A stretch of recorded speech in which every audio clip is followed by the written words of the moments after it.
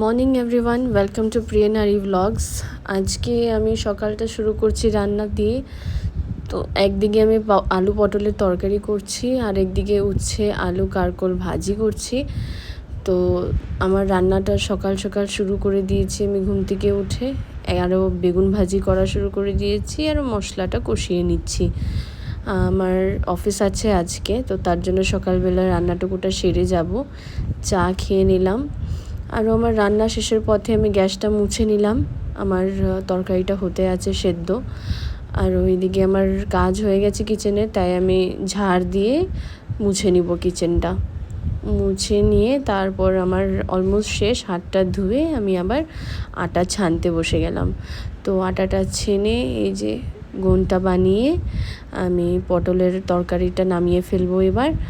আর বাসন কয়েকটা জমেছে, সেগুলো ধুয়ে টিফিনগুলো বেড়ে নিলাম, আমার টিফিন আর আমার বরের টিফিন। তো এই যে অফিসের পথে রওনা, আমি আর আমার বর স্কুটিতে করে যাচ্ছি অফিসের দিকে। তো এই যে আজকে আমার লুকটা, এই দেখো আমার ফ্রেন্ডসদের সাথে কলিগসদের সাথে এসেছিলাম একটা রেস্টুরেন্টে, ওরা নাকি লাঞ্চ করবে। তো আমিও ওদের সাথে এসেছি। এই যে দেখো, এই যে ওদের লাঞ্চ, আমি ছবি নিয়ে দেখিয়ে দিচ্ছি তোমাদেরকে। তো এবার আবার অফিসের দিকে ফিরে যাচ্ছি আমরা সবাই। তো অফিসে আমার বার্থডেটা পোস্ট সেলিব্রেট করেছে সবাই মিলে। খুব সুন্দর একটা কেক এনেছিল ওরা, আরও খুব ভালো লেগেছে। এই আমার আরেকজন কলিগ ডেইজি আরও আমরা দুজনেরই জুন বার্থডে সেলিব্রেট করছি। পোস্ট সেলিব্রেট করছে ওরা সবাই মিলে। আনন্দ ফুর্তি এটাই, কিছু কিছু মুহূর্তে আমাদের অনেক কিছু মেমোরিজ হয়ে যায় গিয়ে। তো এগুলোই সব স্মৃতি আমাদের জীবনের। খুব সুন্দর একটা গিফট দিল ওরা আমাকে। বাড়ি ফিরে গেলাম, হাজব্যান্ডের সাথে ব্ল্যাক কফি এনজয় করছি। এই যে মাম্মাকে এখন খাইয়ে দিচ্ছি গান শুনিয়ে শুনিয়ে।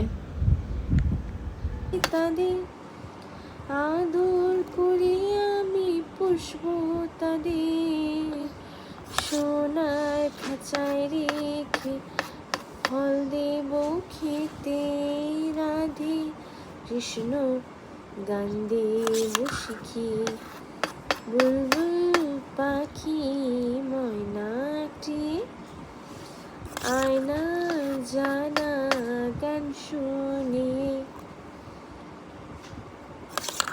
যে আজ একটা পার্সেল এসেছিল, তো চলো দেখি এটার ভিতরে আছে কি। আমি তো জানি কি আছে, তোমাদেরকে দেখাই। আমি একটা টেবিল ক্লথ অর্ডার করেছিলাম। তো দেখো কি সুন্দর এসেছে, টেবিল ক্লথটা খুবই সুন্দর এসেছে। তোমাদেরকে আমি পরে গিয়ে মেক ওভারটা দেখাবো আমাদের ডাইনিং টেবিলের। এখনের জন্য এতটুকুই থাকলো।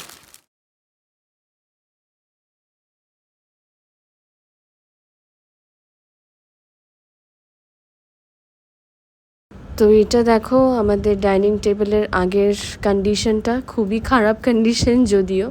তো তার জন্যই ভাবলাম যে একটা মেকওভারের খুবই বেশি দরকার আমাদের ডাইনিং টেবিলটার।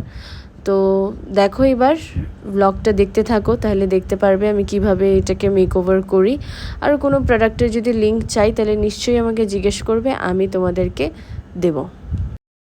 ডাইনিং টেবিল খালি করার ইয়েটা আমি ফাস্ট ফরওয়ার্ড করে দিয়েছি, যেন খুব সময় যেন না নেয় আমার ভিডিওটা, তাইলে তোমরা সবাই বোর হয়ে যাবে গিয়ে। যারা যারা আমার ভিডিওস দেখতে ভালোবাসো, প্লিজ আমাকে লাইক শেয়ার আরও সাবস্ক্রাইব করে নিও। সাবস্ক্রিপশনটা খুবই জরুরি।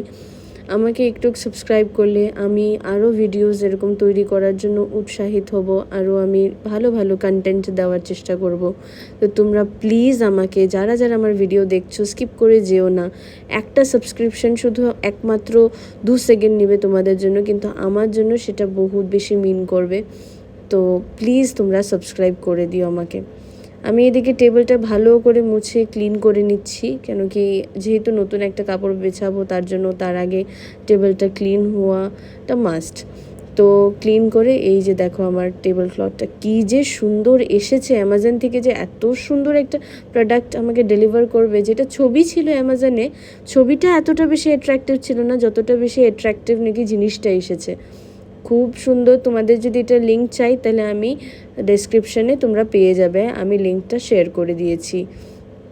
তো দেখো কমপ্লিট লুকটা এত সুন্দর লাগছে, বিকজ এতটা বেশি সুন্দর ডাইনিং টেবিলের কাভারটা। বাট হ্যাঁ, একটা প্লাস্টিকের কাভার তো উপরে দেওয়াটা খুবই বেশি জরুরি, কেন কি এটা যেহেতু ডাইনিং টেবিল, এখানে অনেক কিছু খাওয়া দাওয়া হয়, তো দাগ ঠাগ যেন না ভরে যায় তার জন্য একটা প্লাস্টিকের উপরে কাভারিং দেওয়াটা দরকার। তো এই যে আমি প্লাস্টিকের কাভারিং দিয়ে একটা ছোট্ট সা প্ল্যান্ট লাগিয়ে দিয়েছি। টেবিলটা দেখতে খুবই সুন্দর লাগে প্ল্যান্ট একটা হলে। তো ডাইনিং টেবিলটা দেখো পুরো লুকটাই পাল্টিয়ে গেছে, আর রুমটা যে খুবই সুন্দর লাগছে এখন দেখতে, ডাইনিং রুমটা আমাদের। তো দেখো এই যে হলো আমার মেকওভার। আমার ভিডিওটা ভালো লাগলে please like, comment and share করবে, and do subscribe. Thank you.